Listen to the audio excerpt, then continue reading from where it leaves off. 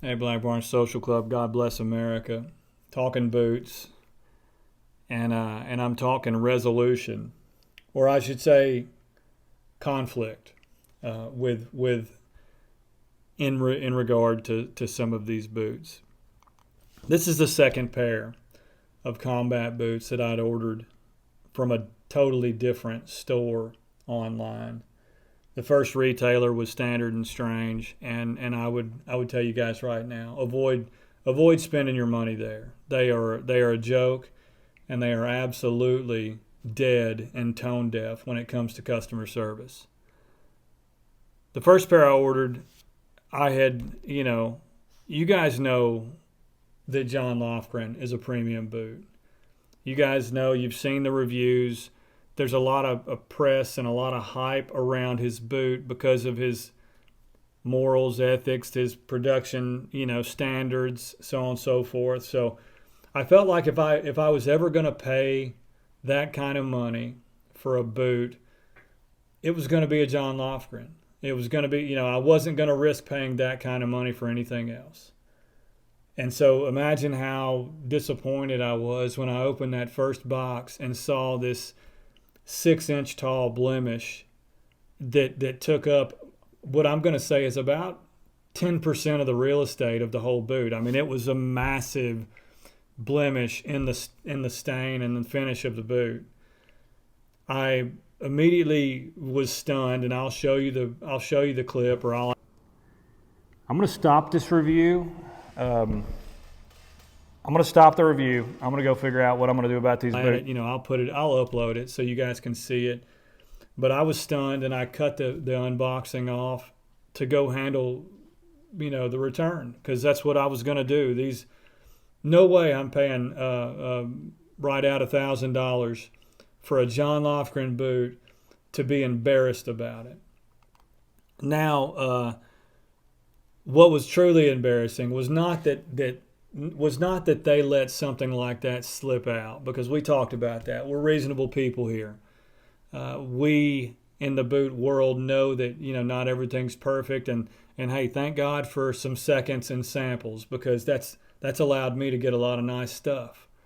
But in this case, I wasn't buying a second or a sample. I was buying a brand new premium boot, and it was anything but. So I reached out to Substandard and Strange, and I told them, and I sent them the photos, and I said, look, this is what's going on with this boot. What can we do? Almost, within half an hour or so, I got an email back with an attached PDF about how to buff out the scratches myself. I also got an education on CXL and how that's probably, it's probably just a wax bloom. So once you clean it and buff it, it'll probably go away.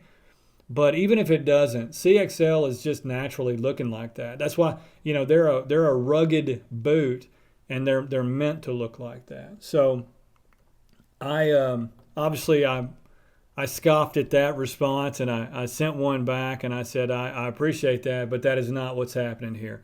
This streak is in the finish, and it's not acceptable. This looks like somebody used the last piece of leather that they had on hand just to finish the boot, and it's pretty obvious. But again, I explained that I was not happy.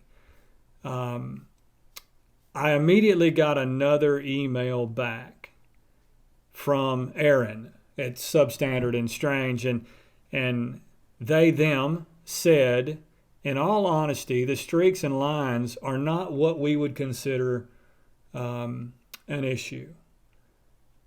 They began to tell me that this type of variation is common in CXL, and they've seen a fair amount of it, because for 5 years now she's been running the department and doing the QA QC, and they know all about this and how they take QC very seriously. It's a critical part of their business. But just if I would like to keep the boots, they would give me a 10% discount. Otherwise, I need to return them, and I need to pay for it. Now, my mama didn't raise no fool. So 10% on $1,000 boot that's not what I paid for. So that wasn't going to fly. And if you thought for a split second that I am sending these back myself on my dime after finding this flaw, just because you think it's okay, you've lost your mind. So I responded in such, but I was polite, just so you know. I was polite, and I just said, hey, I can appreciate that story, but I'm not sure I buy it. I don't feel the same way. This is a substandard boot. It's a substandard cut. It should have been a second. It should have been kicked out, and I am not paying for it. So I got a response again, and each time I'd get a response, they would take a little bit longer to reply. I would get a following day response, which is frustrating when you've waited a couple of weeks for something that you spent $1,000 for. That you would think that somebody could respond to you a little bit sooner, given, I don't know, the internet and technology and emails and how they deliver so quickly. But I would get, I'd have to wait until the following day. And, again, I got the very following. I understand your frustration, but I think there's a misunderstanding about what premium materials, what constitutes premium materials. So when I kept saying that I didn't pay premium money for a premium boot to be dealing with this problem, the response was, I think you're misunderstood about what constitutes premium. So then I got a whole paragraph here explaining to me that premium means it's a high quality build, but not necessarily aesthetically pleasing. So meaning you can, so long as it's built well, it can look like shit.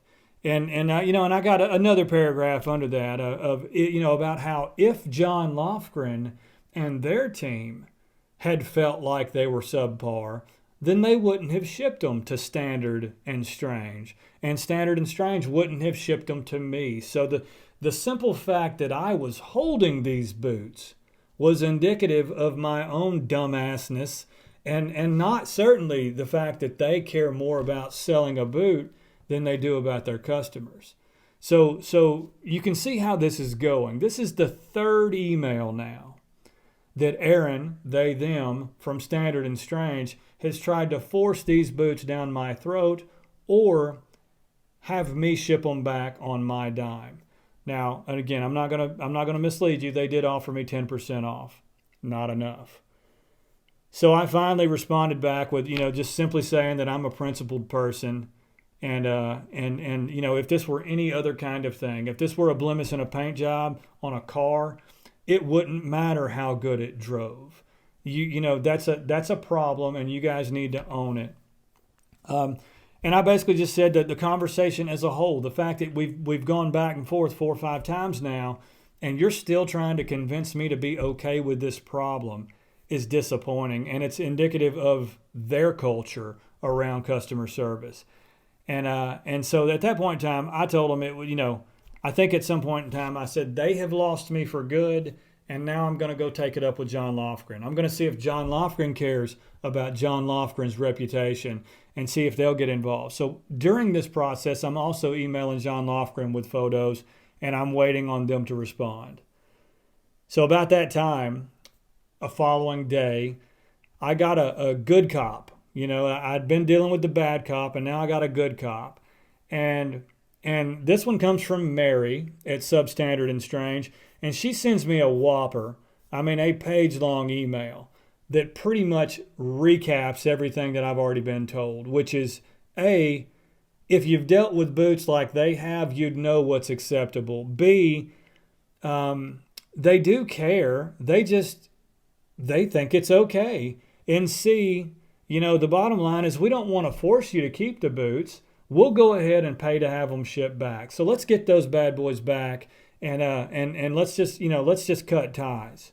Now at that point in time, I've already started responding with and talking to John Lofgren. So I'm not ready to send them back yet because I'm about to wait and see if John Lofgren is going to make it right. And and they did, like I said, they did provide me the shipping label, but they also provided me with pictures from, let me see, the Patina Thunderdome or Stitch Down Patina, where they were showing me a boot with 6 months wear, and they were trying to gas me up and talk about how, see what they look like in 6 months. That streak, that problem, I mean, it'll be nothing in 6 months' time. Which again, all I can do is implore to you folks at Substandard and Strange that if I want to wreck my boots after 6 months, that's my business. But I don't want you to do it. I don't want the factory to do it. If I'm paying my money for it, then you get me a good boot in an initial good quality like the one sitting right here that I had to get from somebody else. So I responded back and I just, explained to the second person that, how disappointed I was, how I was looking for, if they weren't going to make it right, then I would take, if they couldn't replace it, I said I'd take a 25% discount, or I'd be shipping them back. I mean, one of those 2 or 3 options, give me a new pair of boots, 25% discount, or they're coming back. To which she responded again, that's just too much of a discount. They don't make that kind of money on boots, and they're certainly not taking a loss for me. So we had basically decided at that point that I was going to hear from John Lofgren personally, which they tried to kind of dissuade. They did tell me, you're welcome to reach out to John Lofgren, but with the language barrier, they're probably going to tell you to come back to us. So I think that was just trying to kind of move me through the chute and get me off the problem or off the radar. But I was already in contact with John Lofgren. So they were, according to John Lofgren at this time, they were going to reach out to Substandard and Strange and see what we could do. So here's where we are now. Those boots have been shipped back. John Lofgren, the customer service at John Lofgren has basically told me that they have reached out to Substandard and Strange and that I can expect a follow-up from them. Now, that was 3 days ago, and I have had no follow-up from Substandard and Strange. I believe they are doing what they do, which is being absent in the world of customer service. These boots, the ones you're seeing right now, are what John Lofgren can be proud to put their name on. This is their combat boot in dark olive. This is what I wanted. This is the experience I wanted, and thankfully I got it from Lost and Found. They are in Canada, and they are, who I would recommend you get your Lofgren footwear from. You couldn't pay me enough to deal with Substandard and Strange again. You couldn't pay me enough to I wouldn't send my worst enemies to those folks. They are a joke. And to this day, they have yet to respond in any way, shape, form, or fashion, showing remorse for trying to shove those boots down my throat the entire time. Now, you guys feel free. I mean, you can tell me if I was being unreasonable. You can tell me if I sound like a Karen. I don't know, but I think when you pay $1,000 for a pair of boots, you deserve the experience, because that, at the end of the day, is what's different. Because if the boot itself isn't different, then you got to make up the ground on the customer experience and the satisfaction there.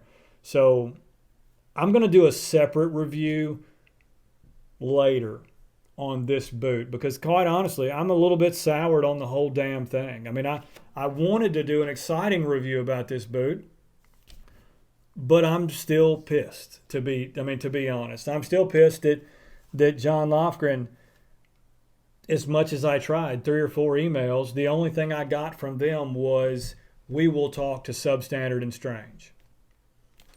I don't know what they said, other than that they apologized that I got a pair of boots that was in that condition. So at least I feel like JL saved face. We'll wait and see, because I'm still waiting to hear from Substandard and Strange on what they're going to do for the trouble and the fact that I've been out my $1,000 for going on a month now. So you guys be blessed. I just wanted to give you the full story, the full rundown, and tell you what you could expect if you go deal with that place. You guys be blessed. Talk soon.